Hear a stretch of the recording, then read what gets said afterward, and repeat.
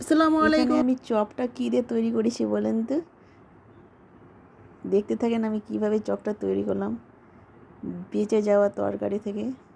এখানে আমি একটা রেসিপি দিয়েছিলাম ডিম আলু কিমা তৈরি করে। ওই আমি তরকারিটা বেঁচে গেছিলো আমার। এই তরকারি দিয়ে আমি একটা চপ তৈরি করব আজকে আমি। দেখতে থাকেন কিভাবে চপটা তৈরি করি আমি।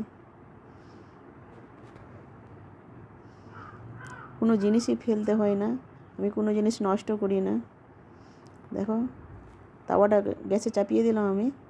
এবারে এটাকে আমি রসটাকে শুকিয়ে নিব। রসটাকে শুকিয়ে একটা পুডিং তৈরি করব, ঠিক আছে তো? আর খেতে যে এত দারুণ লাগবে কি বলবো। এখানে ডিম দেওয়া আছে তো, আমি চিন্তা করলাম যে ফেলে দেওয়া কিনা ঠিক না। এখানে কিন্তু আমি গাজরটাকে কুচি কুচি করে কেটে নিয়েছি। এখানে দুটো কাঁচা লঙ্কা নিয়েছি, এবার দিয়ে দিব ওর মধ্যে। ফ্লেভারটা আরও সুন্দর হবে, খেতে কিন্তু দারুণ লাগবে। দোকানের থেকে কোনো অংশেই কম হবে না কিন্তু,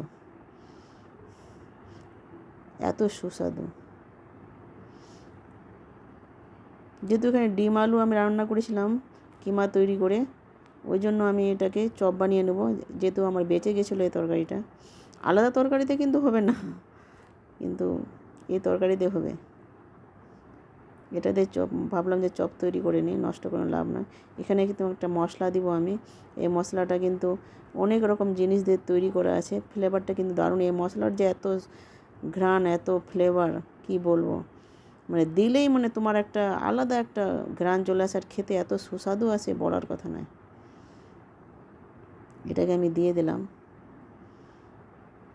কেউ বলতেই পারবে না যে এটা বেঁচে থাকা জিনিস দিয়ে তৈরি করেছে।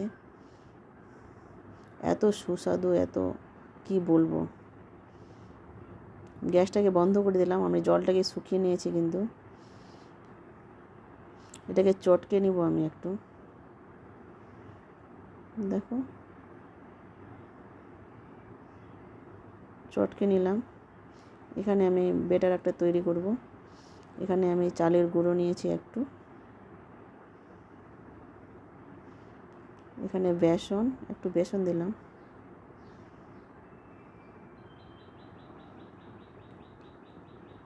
এখানে হলুদ গুঁড়ো আর খাওয়ার সোডা আমি দিয়েছি, আর একটু লবণ, আর এখানে ফুড কালার নিয়েছি আমি। এখানে কোনো মানে জিরে গুঁড়ো বা লঙ্কা গুঁড়ো দিব না, কারণ যে আমার যেটা পুডিংটা তৈরি করেছি ওটার মধ্যে কিন্তু আমার সব দেওয়া আছে, ওই জন্য আমি এটাতে দিব না। আর জল দিয়ে এটাকে মেখে নেব।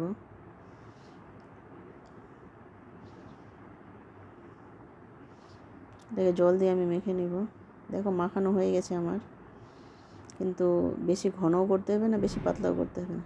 এটাকে আমি এভাবে ছোট ছোট করে বানিয়ে নেব। কটা হয় দেখি আমার। দেখো আমার 60টা তৈরি হয়েছে। দেখো আমার 60টা হয়েছে, 60টা থেকে হয়ে যাবে আমাদের। দেখো 5 মিনিট পর আর ফিরে আসলাম। 5 মিনিটের জন্য রেখে দিয়েছিলাম আমি। কড়াইটা গ্যাসে চাপিয়ে দিয়েছি।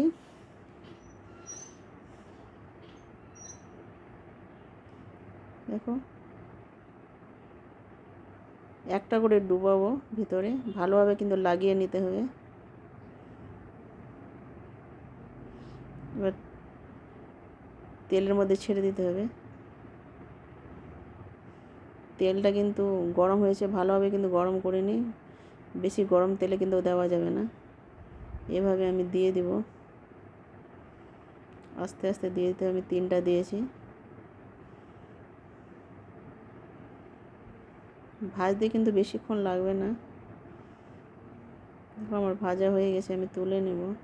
কত সুন্দর হয়েছে দেখেন, কি বলবো, দোকানের থেকে কোনো অংশে কম নয়। এত সুস্বাদু মানে এত সুস্বাদু কি বলবো, বলার কথা নয়। এত খেতে টেস্টি ছিল কি বলবো। বাকিগুলো দিয়ে দিলাম, যেহেতু আমার 60টা হয়েছিল। 3টা আমি ভেজে নিয়েছি আর 4টা আমি দিয়েছি। 60টা হয়েছিল আমার।